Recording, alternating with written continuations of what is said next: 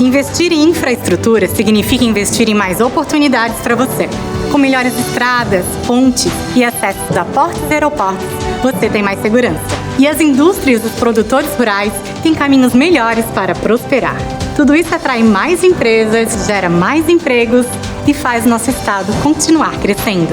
Em Santa Catarina, todos os caminhos levam ao desenvolvimento. Secretaria da Infraestrutura, Governo de Santa Catarina.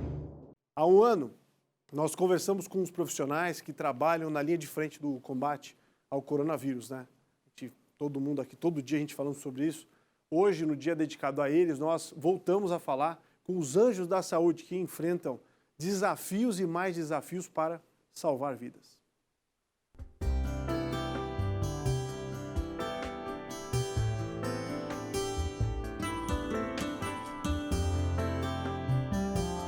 Um grande desafio para nós. Um grande desafio assim para nós, né?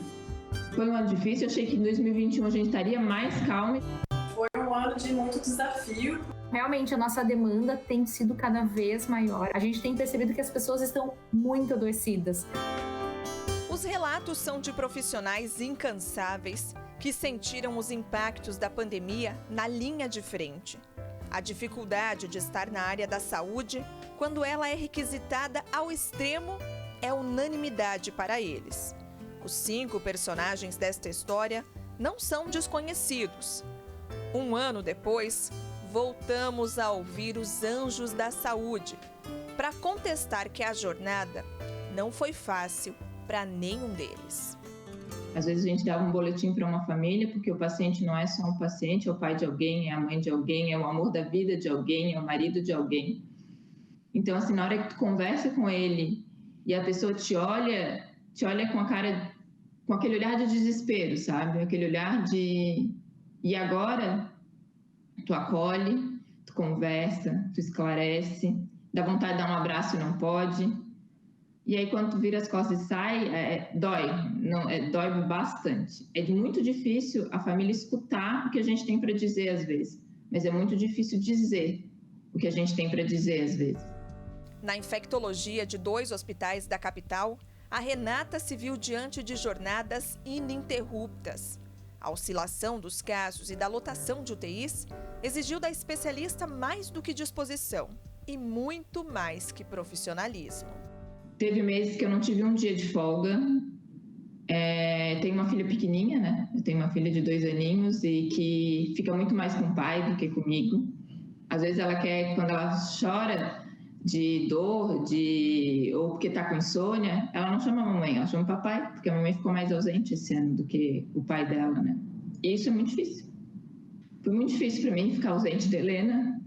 Ai, desculpa. Da minha família. Mas a gente vai conseguir. Quando a profissão toma o tempo e não dá escolhas, o coração fica apertado. O William e a Tayane encararam juntos o desafio de cuidar e socorrer, enquanto confiaram para a família os cuidados da Maria Eduarda, no início da pandemia, com 1 ano e meio de idade. Como a gente começou a desdobrar o plantão, né? Muito dia fora de casa. Então, tu só chegava, dava um beijo nela, correndo e tal. Daí, ela chegava, ah, papai, já vai voltar. Não, papai, já vai voltar. Isso, sabe, parte o meu Deus do céu. Na ambulância, o socorrista viveu o que jamais imaginava enfrentar como profissional da saúde.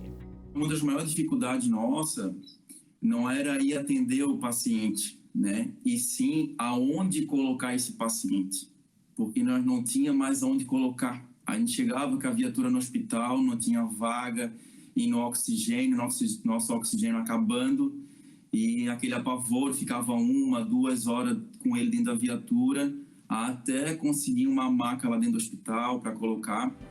Do outro lado do atendimento, dentro do hospital, a enfermeira assistiu à decisão difícil da escolha pelo paciente quando a estrutura não comportava mais. E comprovou a importância da equipe na luta por cada vida. A nossa equipe multiprofissional, tanto médico, enfermeiro, fisioterapeuta, técnico, todo mundo fazendo a sua parte, a gente vê que o vírus, às vezes, ele vence a gente. Isso é muito triste. mas na maioria das vezes a gente está conseguindo reverter os casos. Os plantões seguem intensos, mas a queda no número de casos alivia a rotina de quem já enfrenta 1 ano de sobrecargas. A pequena Maria até já entende melhor que tem pais com uma missão especial. Agora ela já entende, a gente explica que a gente vai sair para ajudar as outras pessoas e que ela espera a gente e que ela sinta orgulho, né? Do que a gente está fazendo pelos outros. Estar na linha de frente significa não somente encontrar meios de conciliar o trabalho com a vida pessoal, mesmo em tempos de tanto cansaço. Significa também lidar com as ameaças de um vírus que, para eles, não permite distanciamento social e traz perdas para muito perto. De acordo com o Sindicato dos Trabalhadores de Saúde, mais de 50 médicos, enfermeiros e técnicos morreram em decorrência da Covid-19 em Santa Catarina desde o início da pandemia. Uma realidade que acerta em cheio o emocional destes profissionais. Na psiquiatria, a Júlia viu a demanda por terapias crescer ao ponto de precisar atender em dias de folga. E no grupo de pacientes, uma parcela cada vez maior de colegas de profissão. Eu sempre falo que o profissional de saúde ele é um paciente mais difícil em relação à saúde mental, porque a gente é treinado, médico, enfermeiros, psicólogos, para cuidar das pessoas. Então, o nosso treino de vida é isso, cuide. Então, muitas vezes, tem uma resistência, uma dificuldade em aceitar que eu preciso ser cuidado. Os sinais são evidentes. Pesquisas indicam um aumento de 44% de insônia entre trabalhadores da saúde. Os diagnósticos de burnout, o esgotamento mental, ficaram mais frequentes na categoria. E para este quadro clínico, a intervenção também é questão de urgência. A gente fala muitas vezes de humanizar, que a gente precisa humanizar a medicina, humanizar a questão de saúde, mas às vezes a gente esquece que o profissional da saúde também é humano, né? E que ele também tem que ter esse tempo de cuidado, ele também precisa ter lazer, ele precisa também descansar. As boas notícias ajudam a aliviar. E da linha de frente também vêm os primeiros sinais de que a vida, devagar, vai voltando ao que era antes. No começo da pandemia, o que a Aline mais temia era levar o vírus para o convento onde trabalha com fisioterapia há 8 anos. São mais de 70 idosas, sob os cuidados dela e da equipe. Foi um ano de muito desafio, porque a gente saía de casa só para trabalhar e voltava, nem no mercado eu ia na época, no começo, assim, né? E tinha contato com a minha avó também e com as irmãs aqui, né? E são todas muito idosas. Então, nosso maior objetivo era não trazer o vírus aqui para dentro, né? Os cuidados surtiram efeito. Apenas uma moradora ficou doente e se recuperou bem.